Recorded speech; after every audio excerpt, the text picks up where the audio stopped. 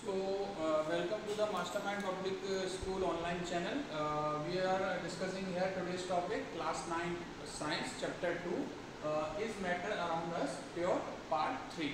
So, in previous two videos, we have discussed about the chemical composition of matter and pure and mixture. In second video, we have discussed about the separating method of various separating method for mixture. Now today we are discussing about another application of separating method of mixture.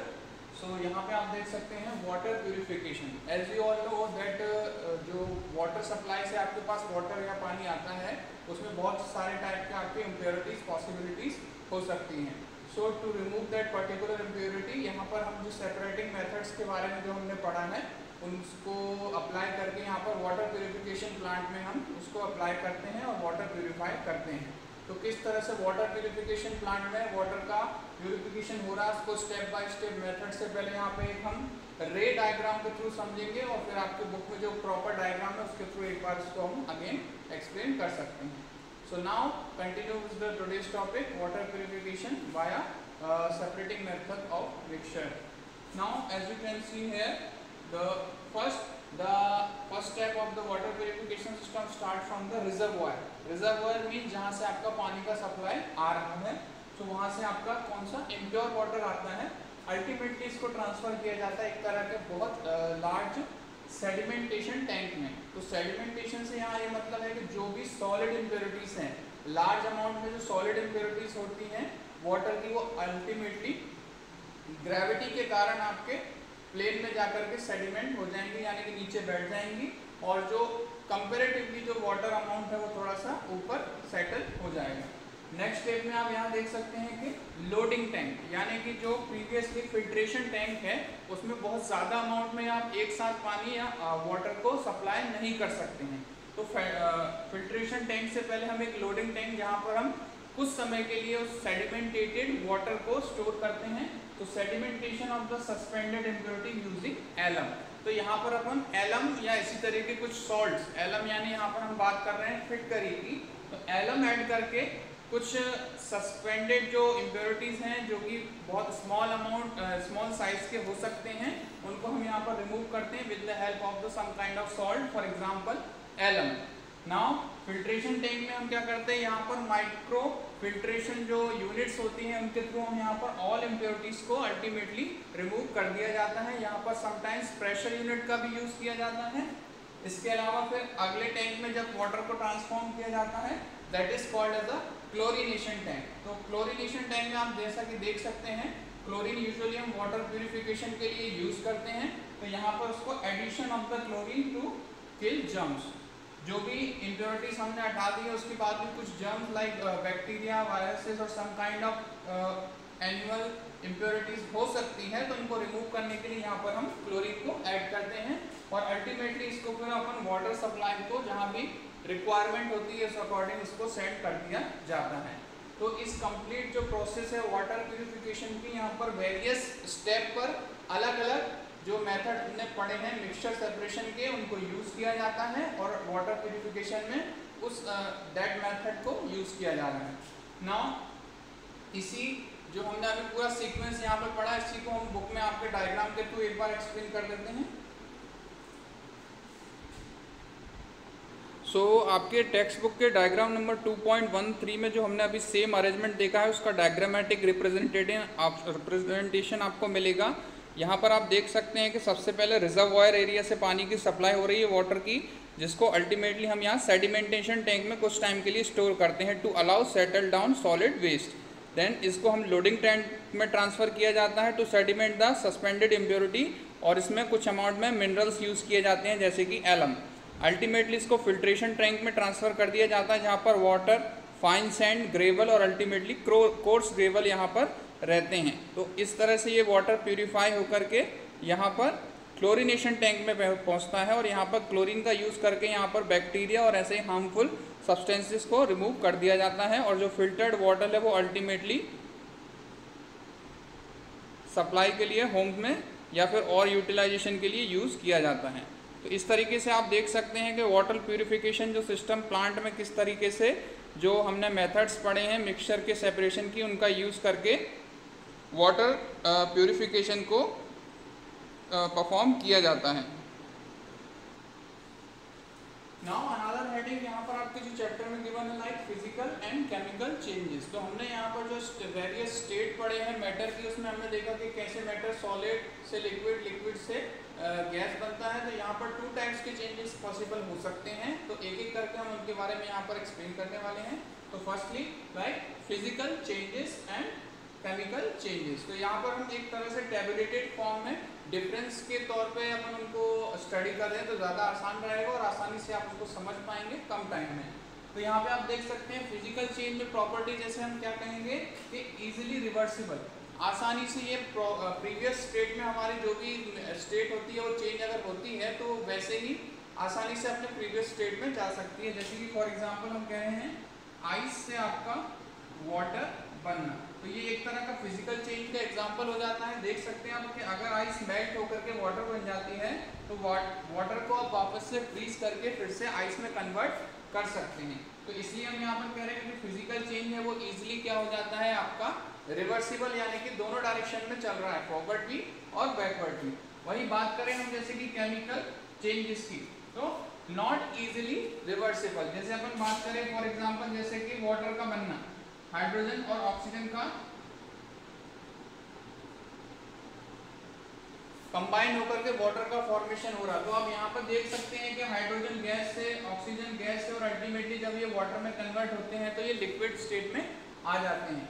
तो यहाँ पे आप देख सकते हैं chemically initially ये hydrogen gas है और यहाँ पर ऑक्सीजन गैस है, लेकिन अल्टीमेटली ये दोनों कंबाइन होकर के वाटर में कन्वर्ट हो जा रहे हैं। तो यहाँ पे आप देख सकते हैं कि जो एक बार हाइड्रोजन और ऑक्सीजन कंबाइन होकर के वाटर बना दे रहे हैं तो जो रिएक्शन है ये फॉरवर्ड डायरेक्शन में ही जाएगी। बैकवर्ड डायरेक्शन में आपको लाने के लिए इसमें स्पेशल टाइप की कंडीशन अप्लाई करनी पड़ेगी।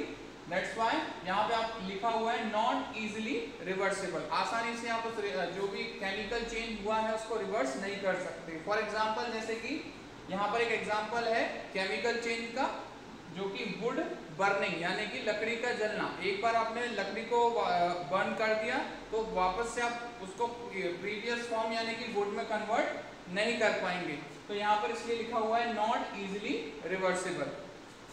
सेकेंड पॉइंट की यहाँ पे हम बात करें तो नो न्यू प्रोडक्ट फॉर्म, कोई किसी तरीके का नया प्रोडक्ट फॉर्म नहीं होता। जैसे अपन देख सकते हैं कि इनिशियली भले ही वो आइस है बाद में वाटर में कन्वर्ट हो गया, लेकिन अल्टीमेटली केमिकली वो वाटर नहीं रहेगा, जो कि H2O से अपन उसको रिप्रेजेंट करते हैं।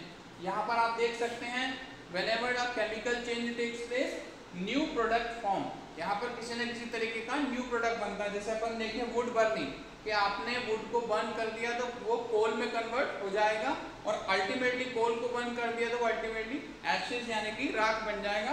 तो इस तरह से आप देख सकते हैं कि नया प्रोडक्ट आपका फॉर्म हो रहा है किसमें, केमिकल चेंज में। Now third point, often just a state change. यहाँ पर अपन देख रहे हैं कि खाली उसकी एक स्टेट में परिवर्तन आ रहा है, यानी कि फिजिकल स्टेट में। जैसे अपन ने देखा आइस सॉलिड से वाटर बन जाता है या वाटर लिक्विड से सॉलिड बन जाता है, लेकिन केमिकली वो वाटर यानी H2O ही रहेगा। यहाँ पर कोई भी केमिकल चेंज नहीं हो रहा है। Often just a state change यानी कि जो मैटर की स्टेट में चेंजेस आ रहे हैं। यहाँ पर देख रहे हैं रिएक्टेंट यूज्ड अप, तो किसी भी केमिकल चेंज में आप देखते हैं कि जो रिएक्शन हो रही है तो उसमें रिएक्टेंट यूज होते हैं और वो अल्टीमेटली किसी तरीके का एक नया प्रोडक्ट फॉर्म कर रहे हैं। तो केमिकल चेंजेस में आप देख सकते हैं नॉट ओनली फिजिकल चेंज होते हैं बट केमिकली एक नए तरह का प्रोडक्ट भी फॉर्म हो जा रहा है। तो यहाँ पर आपकी बुक में बहुत से एग्जाम्पल गिवन है, आप इंडिविजुअली उनको यहाँ पर कैटेगराइज कर सकते हैं। जैसे कि अपन ने देखा कि आइस मेल्टिंग फिजिकल चेंज है और वुड बर्निंग आपका केमिकल चेंज है। लेकिन यहाँ पर कुछ एग्जाम्पल्स ऐसे आ जाते हैं जिनमें आपको दोनों चेंजेस एक साथ होते हुए दिखाई दे सकते हैं। जैसे कि बर्निंग ऑफ अ कैंडल, यहाँ पे आप देख सकते हैं प्रीवियसली कैंडल जब नहीं बर्न हो रहा था तो वो जो आपका वैक्स है वो सॉलिड है, लेकिन जब आपका जो कैंडल बर्न होने लगा तो वैक्स सॉलिड से लिक्विड में कन्वर्ट हो रहा है। और साथ ही वहाँ पे आप देख रहे हैं कि जो केमिकली बर्निंग प्रोसेस हो रहा है तो वो एक तरह का केमिकल चेंज हो जाता है। तो बर्निंग ऑफ कैंडल में आप क्या कहेंगे कि दोनों फिजिकल और केमिकल चेंजेस आपके वहाँ पर अप्लाई हो जाएंगे। नाउ इनिशियली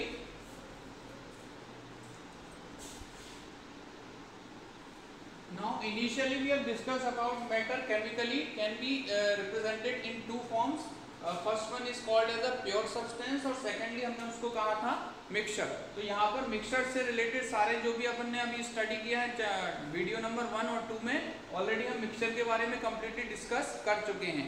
नाउ यहाँ पर प्योर सब्सटेंस के बारे में डिस्कशन रह गया है। तो प्योर सब्सटेंस के बारे में हम कुछ फर्दर कैटेगरीज देखी है अपन ने कि pure substance can be classified as elements और pure substance can be classified as compounds। now एक एक करके हम इन दोनों कैटेगरी के बारे में थोड़ा सा डिटेल में पढ़ेंगे जो आपके चैप्टर में गिवन है।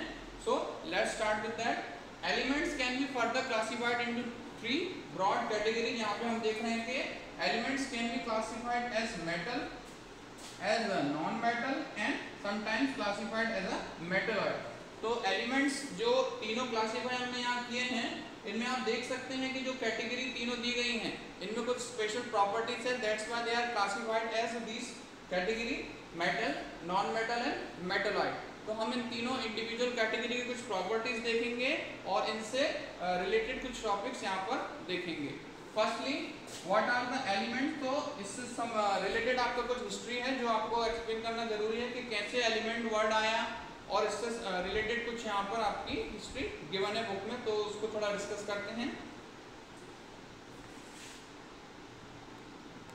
सो element term firstly given by Robert Boyle, scientist to use the term element in 1661।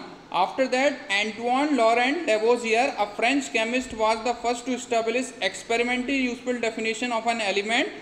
तो he defined elements as an element has an basic form of matter. हमने क्या बोला कि element has a basic form of matter that can not be broken down into the simple substance by chemical reaction. तो यहाँ पर definition के तौर पर हम क्या देख रहे हैं कि element is a basic form, ultimate basic form of matter which can not be further divided into simple substance by chemical reaction.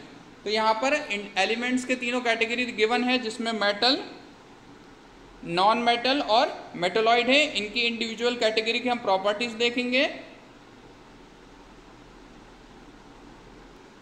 और फिर हम कुछ यहाँ पर थोड़ा सा कंपाउंड के बारे में डिस्कस करेंगे कि कंपाउंड में किस तरह के केमिकल प्रॉपर्टीज हैं। और अल्टीमेटली आपके बुक में गिवन है difference between mixture and difference between mixture and compound, इन दोनों में क्या डिफरेंस होते हैं वो अपन यहाँ पर देखें। तो let's continue with the properties of metal, non metal and metalloid.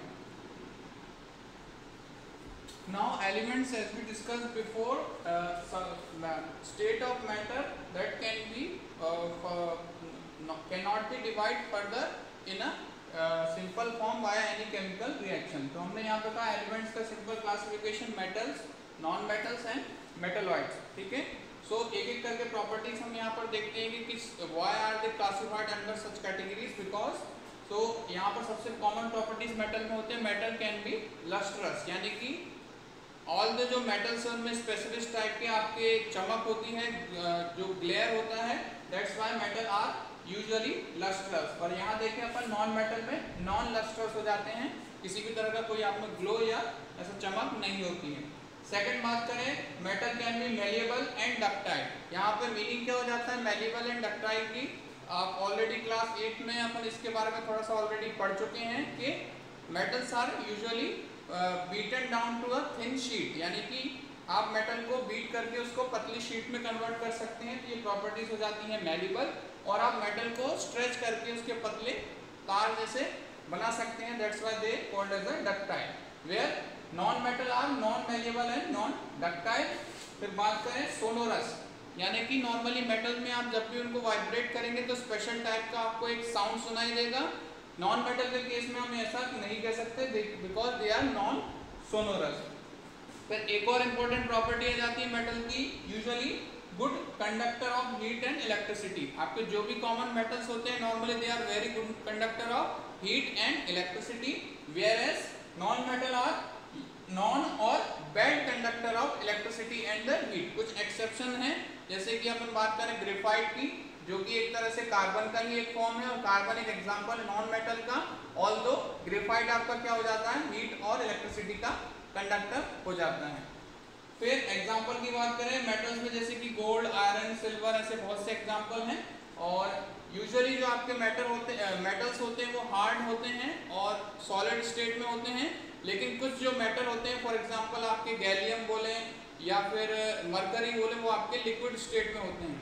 Room temperature पे बात करें तो आपका जो मरकरी है वो लिक्विड स्टेट में होता है, और आपका जो गैलियम है अगर आप उसको टच करेंगे तो वो लिक्विड में कन्वर्ट हो जाएगा। बात करें नॉन मेटल्स की, तो नॉन मेटल सॉलिड, लिक्विड या गैस किसी भी फॉर्म में हो सकते हैं। फिर बात करते हैं यहाँ पर थर्ड कैटेगरी की, जो हो जाती है मेटलॉइड। तो मेटलॉइड सिंपली वो कंपाउंड होते हैं जो कि इंटरमीडिएट प्रॉपर्टी आपकी शो करते हैं, यानी कि जो मेटल में कुछ मेटलॉइड में कुछ प्रॉपर्टी आपकी नॉन मेटल की पॉसिबल हो सकती है और कुछ प्रॉपर्टी मेटल की पॉसिबल हो सकती है। That's why we can say they have intermediate property between metal and non metal. For example आप बात करें जैसे कि बोरॉन, जर्मेनियम और सिलिकॉन, सर्टेन टेम्परेचर रेंज पर ये मेटल की तरह बिहेव करेंगे और एक सर्टेन टेम्परेचर रेंज पर ये आपके नॉन मेटल की तरह बिहेव करेंगे। That's why they are categorised as a metalloid. तो ये हमने देखा कि प्योर सब्सटेंस में एलिमेंट और दूसरा रह जाता है कंपाउंड। तो थोड़ा सा कंपाउंड के बारे में यहाँ डिस्कस कर लेते हैं। Now here compound is a substance composed of two or more elements। तो यहाँ पर हमने देखा कि जो प्योर सब्सटेंस में दो कैटेगरी थी, एक था एलिमेंट और दूसरा कंपाउंड। तो हम यहाँ पर देख सकते हैं कि जो आपका कंपाउंड है वो टू और मोर देन टू एलिमेंट्स अगर किसी तरीके से केमिकली जुड़ जाते हैं तो वो किसी एक तरह का कंपाउंड फॉर्म कर ले रहे हैं। दैट्स व्हाई हमने बोला compound is a substance composed of two or more elements combined with one another in a, यहाँ पर ये याद रखना जरूरी है कि फिक्स्ड प्रोपोर्शन, कि कोई भी कंपाउंड हमेशा एलिमेंट से मिलकर के बना है, ये तो हमने कह दिया, लेकिन उन एलिमेंट्स का एक फिक्स्ड प्रोपोर्शन होता है जो कि कंबाइन होकर के किसी एक तरह के कंपाउंड को बनाता है। फॉर एग्जाम्पल यहाँ पर देखें अपन वाटर, सॉल्ट और शुगर, ये can be example of compound. For example अपन यहाँ पर वाटर देखें तो वाटर का फॉर्मूला में आपको दिखता है हाइड्रोजन और ऑक्सीजन। तो हाइड्रोजन यहाँ पर 2 मॉलिक्यूल है और ऑक्सीजन 1 मॉलिक्यूल है। तो किसी भी टाइप का कोई वाटर है उसका फॉर्मूला आपका हमेशा H2O ही रहेगा और उसमें जो एलिमेंट्स के कंबाइन होने का रेशियो है वो 2:1 ही रहेगा कि 2 मोल ऑफ 2 आपके जो एटम है हाइड्रोजन के रहेंगे और 1 एटम उसमें आपका ऑक्सीजन का रहेगा। तो कंपाउंड्स एलिमेंट से मिलकर के बने हैं और दूसरा उनमें उन एलिमेंट्स का एक जो रेशियो है वो हमेशा फिक्स्ड रहता है। जैसे अनदर एग्जांपल देखें अपन सॉल्ट यानी कि सोडियम क्लोराइड, तो यहाँ पर सोडियम और क्लोराइड का रेशियो हमेशा आपको 1:1 ही मिलेगा। अब यहाँ पर आप देख सकते हैं जैसे कि शुगर के लिए अपन कहें C12, H22 और O11, ये आपका फॉर्मूला हो जाता है केमिकल फॉर्मूला शुगर का। तो आप देख सकते हैं इसमें कार्बन एक सर्टेन अमाउंट में फिक्स्ड है, हाइड्रोजन सर्टेन अमाउंट में फिक्स्ड है और ऑक्सीजन सर्टेन अमाउंट में फिक्स है। तो सब्सटेंस जहां पर अपन बात कर रहे हैं कंपाउंड की, is made of is substance composed of 2 और more elements combined with an each another in a fixed proportion. Now further part में हम देखेंगे कि कैसे हमारे जो कंपाउंड का बात अपन ने करी है, कैसे प्रीवियसली जो हमने पढ़ा है मिक्सचर उससे थोड़े डिफरेंट होते हैं। तो कंपाउंड और डिफरेंस में कंपाउंड और मिक्सचर में कॉमन डिफरेंस यहाँ पर अपन देखते हैं टेबल के फॉर्म में।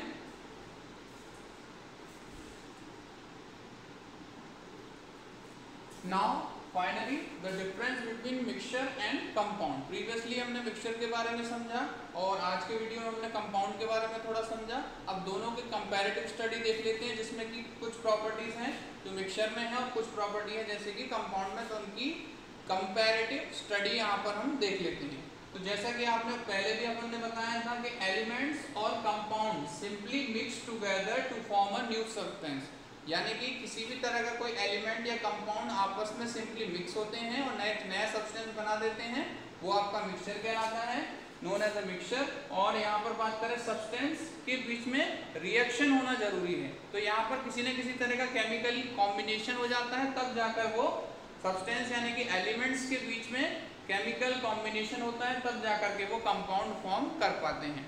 सेकेंड बात करें तो elements not in a fixed ratio, mixture की बात करें तो मिक्सचर में कभी भी कोई एलिमेंट हो चाहे कंपाउंड हो, उसका कोई रेशियो फिक्स नहीं होता है। लेकिन बात करें कंपाउंड की तो जैसा ऑलरेडी मैं बता चुका हूं कि कंपाउंड में हमेशा एलिमेंट का रेशियो फिक्स होता है, जैसे हमने देखा था वाटर और सॉल्ट के केस में। थर्ड पॉइंट देखें यहाँ पर, mixture shows properties of component, यानी कि जिन भी कंपोनेंट से मिलकर के हमारा मिक्सचर बना हुआ है, अल्टीमेटली जो मिक्सचर है उन्हीं की फिजिकल प्रॉपर्टी और समटाइम्स केमिकल प्रॉपर्टीज भी शो करते हैं।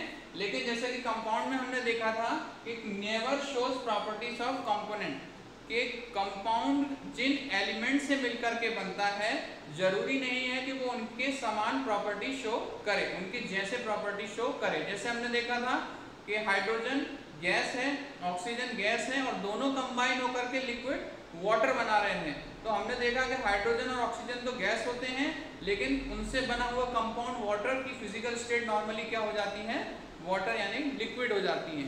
तो आप देख सकते हैं कि कंपाउंड के केस में जो कंपाउंड है वो अपने कंपोनेंट से प्रॉपर्टी सिमिलैरिटी शो नहीं करता है। फोर्थ बात करें, component can easily be separated. हमने पढ़ा था कि मिक्सचर के जो कंपोनेंट हैं हम उसको आसानी से वेरियस मेथड के थ्रू सेपरेट कर सकते हैं। हमने मेथड भी देखे थे, इवेपोरेशन, सब्लिमेशन, डिस्टिल फ्रैक्शन, और ऐसे ही और मेथड हमने देखे थे क्रिस्टलाइजेशन, जिसमें कि हम मिक्सचर के कंपोनेंट को अलग अलग आसानी से आप कर सकते थे। लेकिन components can't be easily separated in case of compound। Compound के केस में आप आसानी से उन कंपोनेंट्स को अलग अलग नहीं कर सकते जिनसे मिलकर के कंपाउंड बना हुआ है। आपको स्पेशल टाइप के मेथड यूज करने पड़ते हैं, जो साइंटिफिक मेथड होते हैं वो भी सारे कंपाउंड में ये पॉसिबल नहीं हो पाता। लेकिन मिक्सचर के केस में हमने देखा कि आप आसानी से होम रेमेडी टाइप मेथड में या समटाइम्स लैब मेथड के थ्रू मिक्सचर के कंपोनेंट को आप सेपरेट कर सकते हैं। सो फॉर एग्जाम्पल, जैसे हमने कहा कि आयरन के पाउडर आपने किया और उसको सल्फर पाउडर में आपने मिक्स कर दिया, तो सिंपली आयरन और सल्फर के पाउडर को आपने मिक्स करके क्या बना दिया, जनरल मिक्सचर। लेकिन अगर हम आयरन को और सल्फर को केमिकली कंबाइन कर दे, यानी कि किसी तरह के केमिकल रिएक्शन से उनको जोड़ दे, तो वो क्या बन जाता है, आयरन सल्फाइड। तो इस तरह से आप देख सकते हैं कैसे एक मिक्सचर एक कंपाउंड से डिफरेंस हो सकता है। यूजुअली ये क्वेश्चन आपका 4 to 5 मार्क्स का आ जाता है, और डिफरेंस वाले क्वेश्चन में बहुत इंपॉर्टेंट क्वेश्चन है। तो यहाँ पर आज हमने देखा कि जो chapter number 2 is matter around us pure, इसका पार्ट 3 था ये, और इस पार्ट में हमने जो रिमेनिंग आपने देखा कि कैसे जो फिजिकल मेथड थे हमने वो सेपरेशन देखे सेकंड वीडियो में। आज की वीडियो में हमने डिफरेंस देखा, एलिमेंट्स के बारे में समझा, और वाटर प्यूरिफिकेशन के बारे में देखा, difference between mixture and compound देखा, और एलिमेंट की सब कैटेगरी में हमने देखा कि कैसे एलिमेंट मेटल हो सकता है, नॉन मेटल हो सकता है और मेटलॉइड हो सकता है, उनकी प्रॉपर्टीज देखी। तो एक बार अपना जो ये वीडियो देखने से पहले आप चाहें तो चैप्टर को बुक में एक बार जस्ट रीड करके रिवाइज करें और साथ में वीडियो देखते जाएं, तो आपका पूरा कंप्लीट डिटेल आपको एक्सप्लेनेशन मिल जाएगा। So thank you for watching our video, and do like, share and subscribe our channel and study well.